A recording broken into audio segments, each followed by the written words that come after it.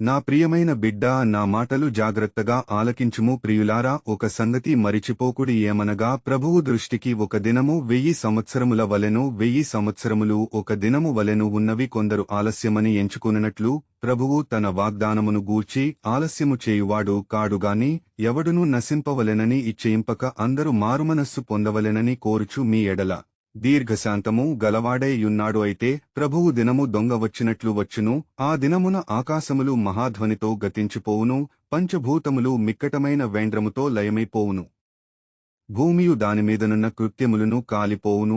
ఇవన్నీయు ఇట్లు లయమైపోవునవి గనుక ఆకాశములు రవులుకుని లయమైపోవునట్టియు పంచభూతములు మహావేండ్రముతో కరిగిపోవునట్టియు దేవుని దినపు రాకడ కొరకు కనిపెట్టుచు దానిని ఆశతో ఆపేక్షించుచు మీరు పరిశుద్ధమైన ప్రవర్తనతోనూ భక్తితోనూ ఎంతో జాగ్రత్తగలవారై యుండవలెను. అయినను మన మాయన వాగ్దానమును బట్టి క్రొత్త ఆకాశముల కొరకును క్రొత్త భూమి కొరకును కనిపెట్టుచున్నాము, వాటియందు నీతి నివసించును. ప్రియులారా, వీటి కొరకు మీరు కనిపెట్టువారు గనుక శాంతముగలవారై ఆయన దృష్టికి నిష్కళంకులుగాను నిందార్హుతులుగాను కనబడునట్లు జాగ్రత్త పడుడి. మరియు మన ప్రభువు యొక్క దీర్ఘశాంతము రక్షణార్థమైనదని ఎంచుకునుడి. అలాగు మన ప్రియ సహోదరుడైన పౌలు కూడా తనకు అనుగ్రహింపబడిన జ్ఞానము చొప్పున మీకు వ్రాసి యున్నాడు. వీటిని గూర్చి తన పత్రికలన్నిటిలోనూ బోధించుచున్నాడు. అయితే వాటిలో కొన్ని సంగతులు గ్రహించుటకు కష్టమైనవి. వీటిని విద్యా విహీనులను, అస్థిరులైన వారును తక్కిన లేఖనములను అపార్థము చేసినట్లు తమ స్వకీయ నాశనమునకు అపార్థము చేయుదురు. ప్రియులారా,